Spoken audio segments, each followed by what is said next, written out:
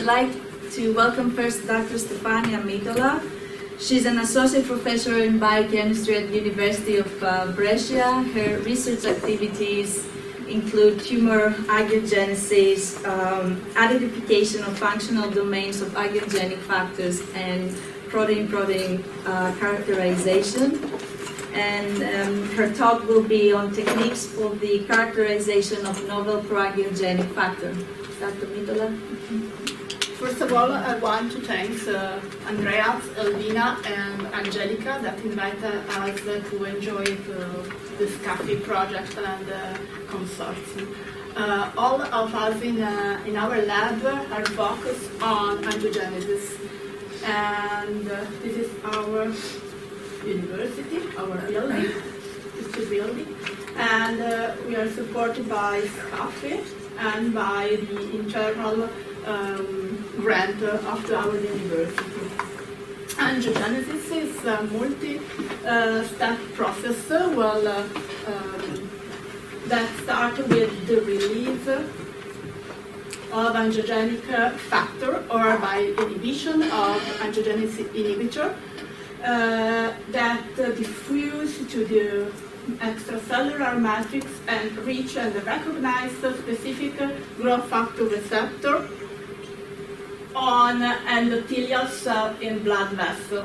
This allows the activation of endothelial cells that start to release metalloproteases protein that degrade, alter the extracellular matrix and allow the endothelial cell to proliferate and to migrate through the angiogenic, pro-angiogenic stimulus.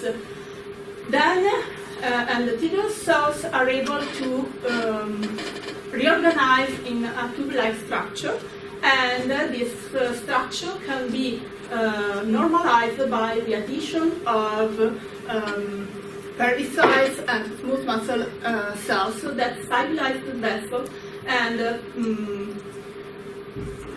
start the circulation of blood cells. Angiogenesis is involved both in physiological, pathophysiological, and pathological conditions, and in particular we are interested in embryonic development, inflammation, wound healing, and tumor angiogenesis. But we are here because adipose tissues is one of the highly vascularized tissue, and it's important to underline that angiogenesis and adipose tissue can be have for different functions.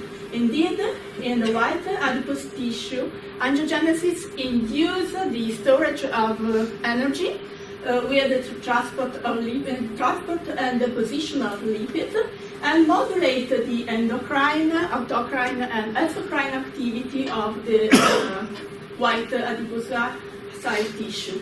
In contrast, in the brown adipocyte tissue, angiogenesis induce a lipolysis and so activate a thermoregulated and metabolic activity of brown adipose tissue. It's important to underline also that there is a cross interaction between vessel and adipose compartment. Indeed, both endothelial cells release soluble molecule like cytokine, growth factor, and that are able to activate adipocyte cells that, in response to this stimulus, release other pro-angiogenic factor and modulate the vessel activity. Not only are soluble factors involved in this interplay between endothelial cell and adipose compartment, but also we know that some endothelial cells or associated cells to the blood vessel can differentiate under particular stimulus to adipocytes. So there is a very reciprocal crosstalk with the two systems. In the last 10 years, we focused our attention of a novel pro-angiogenic factor. We identify pro-angiogenic activity in FGF overexpressing endothelial cells. This activity was not correlated with a known growth factor. In particular, with a series of purification assay and other study, we identified gremlin in our medium condition. Gremlin was originally cloned as a tumor suppressive gene, and it's a BMP antagonist, so the binding BMP 2, 4, and 7 prevents the interaction with their typical receptor and prevents the activation of intracellular signaling. As a BMP antagonist, gremlin induces and modulates the fibrosis in pulmonary tissue and other in the kidney and other organs. So, 10 years ago, we identified the activity of the gremlin in a BMP-independent activity of gremlin, and we are able to induce a pro-angiogenic phenotype. So, we are able to activate endothelial cell and to promote their migration, their sprouting, and reorganization of endothelial cells. In particular, starting from its pro-angiogenic activity, and know that gremlin is a putative cysteine not protein. We're looking for a gremlin structure. It's not there is no X-ray structure of gremlin, but with bioinformatic tools we are able to model the gremlin 3D structure. And when we check for the similar structure, we find that gremlin, the red one, is well superimposed with the VEGF. VEGF is the vascular endothelial growth factor, and is the most well-described angiogenic factor.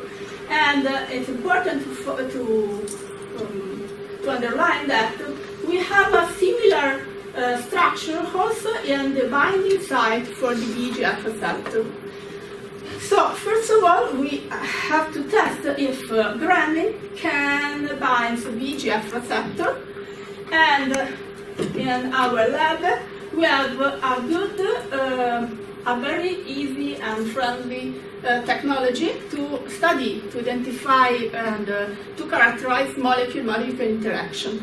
We have a surface plasma resonance assay, a biocore assay, in which this is a label-free technology, nanotechnology, in which a chip, a gold chip, can be functionalized with different proteins or different molecules that we call the receptor, and a ligand, the second analyte that we call ligand, will be flux on the chip. In the meantime, a polarized light flat on the sensor chip, and the light is reflected to the detector. The angle of this the light reflector is depend on the molecular on the chip, the molecular mass on the chip. So the angle can be moved if the receptor binds, interacting with the ligands. So from this plotted the detection unit, and we know resonance signal, to the time, we can appreciate the association constant, the ability to associate constant. We rise to the top when all the receptor binds the ligands, and when we start to inject the ligands, we can analyze the dissociation constant. So we can regenerate the chip, the sensor chip, and we can perform other analysis. This is a very easy and quite faster to see the protein-protein interaction. So we cross-linking on the gold sensor chip the VEGF receptor, the soluble VEGF receptor 2, the extracellular portion, and free flux on the gremlin. And you can see that gremlin binds the VEGF receptor 2, spotted on the sensor chip, and we are able to determine the affinity constant. This affinity constant is similar to that for VEGF for its VEGF receptor.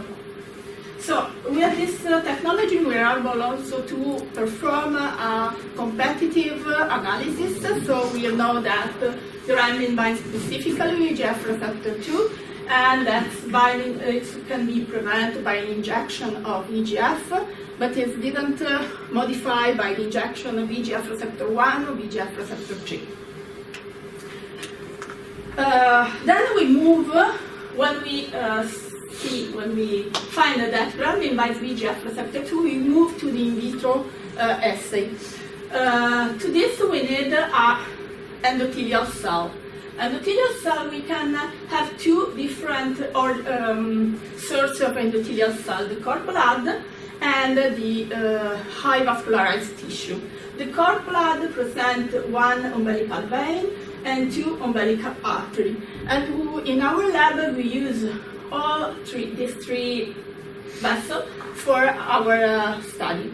In particular, we start with the endothelial cell. We treated the umbilical cord with collagen as buffer, and after 1 hour we are able to isolate an endothelial cell that covers the umbilical vein. Here I show you an immunofluorescence imaging in which you can see the endothelial cell that covers the internal portion of the vessel, and they form a stable interaction, cell-cell interaction.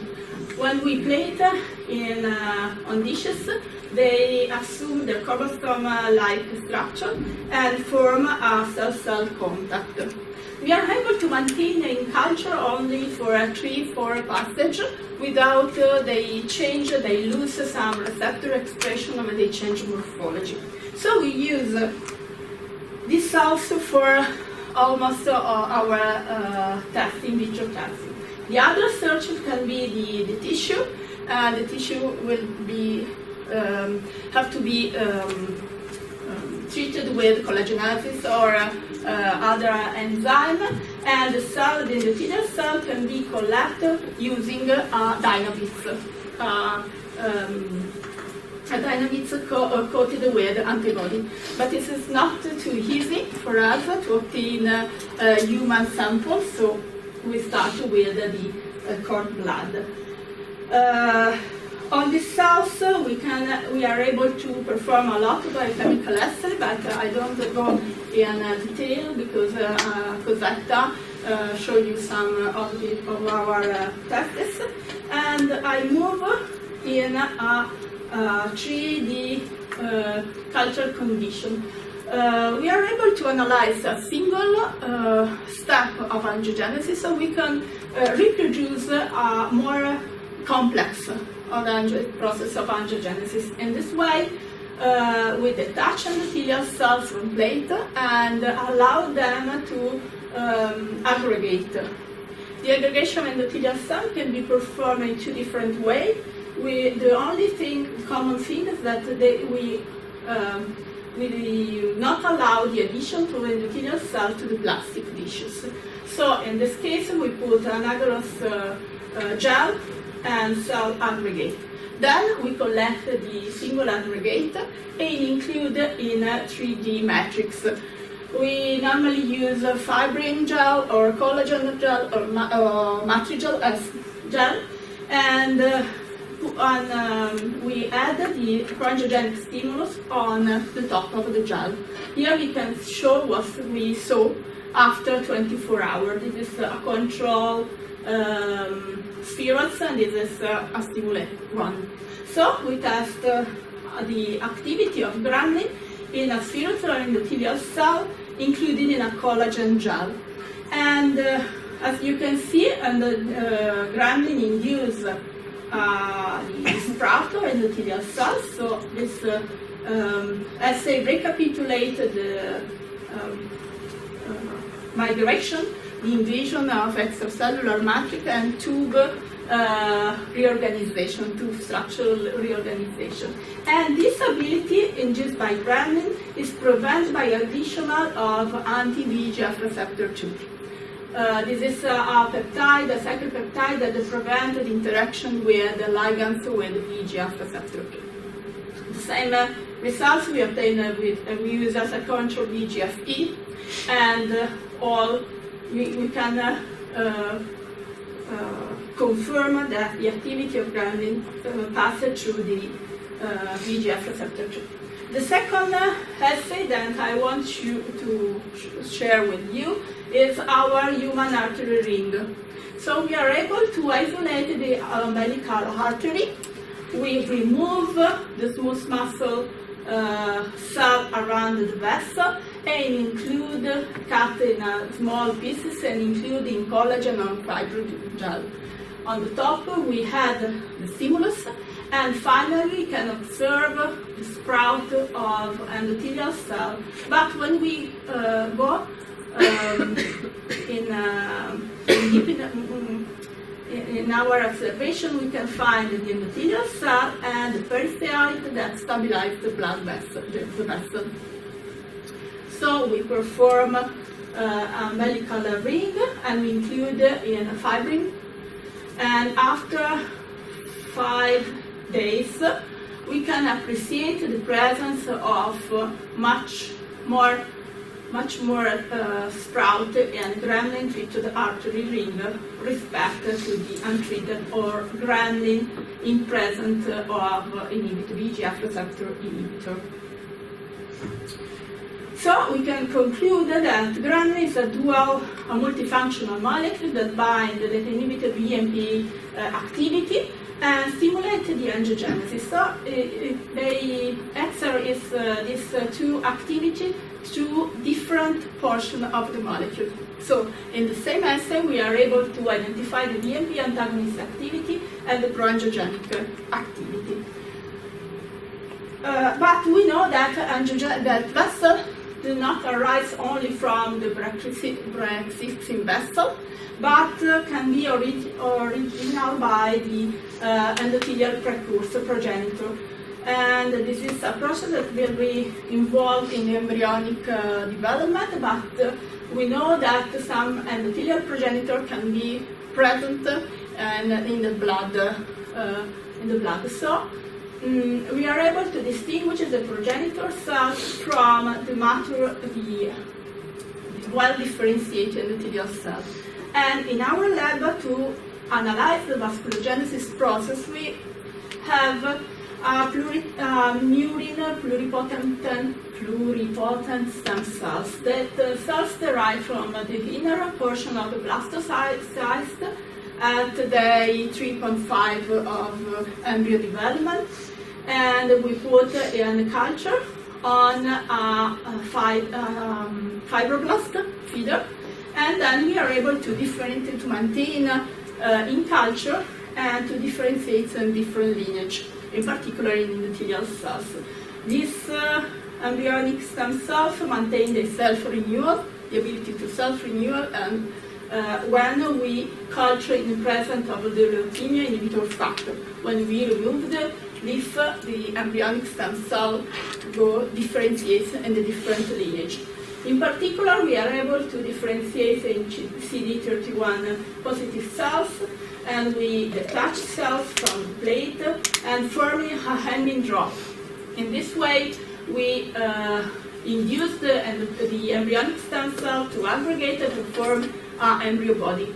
After 5 days, this embryo body can be transferred to cell culture plate and treated with a different growth factor, in particular ghrelin or VEGF or other growth factor, to induce the endothelial cell differentiation. Here you can see an image of our embryo body after 20 days in collagen. And this is immunohistochemistry analysis of CD31 and the positive cells that correspond to endothelial cell. So we transfuse embryonic stem, murine embryonic stem cells to release gremlin, and we analyze the ability of gremlin produced by the embryonic stem cells to induce the differentiation of embryonic cell to endothelial cells.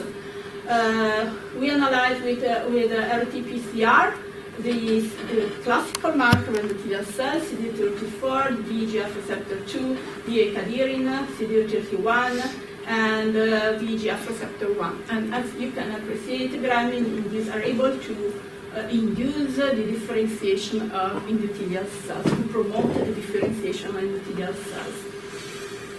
But this is an in vitro assay. Then we move to in vivo. We have usually the research inject the murine embryonic stem cells in subcutaneous in mice. And we do this, but I don't go in detail because Roberto in his presentation showed you some data about the injection of cells subcutaneously in mice.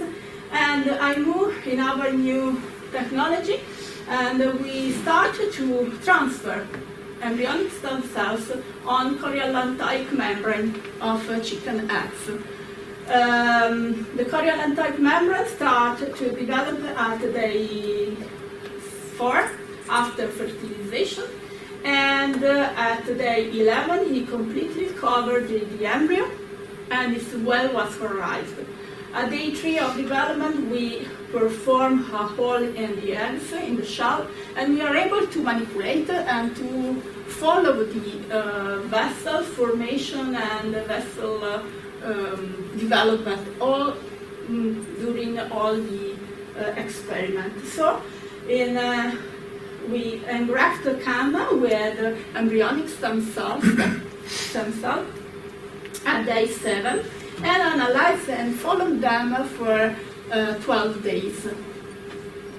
Here I show you what we can see in vivo, in ovo, during the experiment. You can see a white mass of cells, and when we finish, we stop the experiment, we can excite it, and as you can see, this is a tumor mass or a cell mass, and this mass is well vascularized by the recruitment of vessel from surrounding tissue. Here I show you the tumor weight during our experiment, and also in that experiment, gremlin induce promoted the growth of tumor on camera. Then first of all, we have to describe these methods and to verify that the embryonic stem cell can differentiate in all 3 embryonic layers, classical embryonic layer, and we perform an immunohistochemical analysis. And here you can see the N-cadherin positive cells that's formed by endoderma, the cytokeratin positive cells that is present in mesoderm, and the nestin positive cells that has a marker of ectodermal layer. Here you can see what happened in the CAM. CAM is formed by 2 layers, epithelial layer, and our staminal cells grow inside the 2 epithelial layer. So we are able to analyze, to collect the tumor, and to analyze by immunohistochemistry or by RT-PCR. Tumor are teratomas, are vascularized, and we are able to distinguish the vessel from chicken with an anti-volvulus factor, and from the vessel from the murine vessel derived from the differentiation of embryonic stem cells. This form, with immunofluorescence analysis, we are able to distinguish that endothelial cells from chicken and from mice form a chimera in a blood vessel. These chimera blood vessels are perfused, and we can find some erythrocytes inside, so are active vessel. So these methods can help us to distinguish the vasculogenesis activity of gremlin from the pro-angiogenic activity, because we are able to distinguish endothelial cell derived from vasculogenesis and endothelial derived from angiogenesis processes. So we started to analyze our sample, and we saw that gremlin is a pro-angiogenic factor in vivo, but it's also in vivo are able to induce the differentiation of embryonic stem cells. So in this study we use our sample to analyze, to connect the endothelial cell differentiation to adipocytes. If it's true that some endothelial cell can modulate the adipocyte differentiation and vice versa, we are able to, we wanted to see if endothelial cell induce the adipogenesis. So, I'm sorry, we started to analyze the presence of adipose tissue in our in vitro 3D culture and teratomas, both in urine and in chicken embryo, to see if the presence of endothelial cell, the differentiation of endothelial cell, can be promoted also the differentiation of adipocytes. And the preliminary data, we know that gremlin induce angiogenesis, endothelial cell differentiation, and accordingly, gremlin induce also the adipo expression, so the adipogenesis. So endothelial and adipose tissue can be modulated together by the gremlin. This is our another data on the analysis or RNA of our tumor. So also with the RNA, we are able to see that gremlin induce adipo-R1, adiponectin in our culture. So we can conclude that this is a very, very preliminary data, but we want to go inside this mechanism and to correlate, well correlate the angiogenesis and vasculogenesis and adipogenesis. Finally, I want to thank you for your attention and to thank all the laboratory staff in Brescia, the Zammataro in Yale Medical School, who perform all the in silico study on gremlin and gremlin receptor, my colleague in the biochemistry section, and Professor Kurt Balmeroffer of the PSI in Billigan that provide us all the recombinant molecule for the in vitro study and in vivo.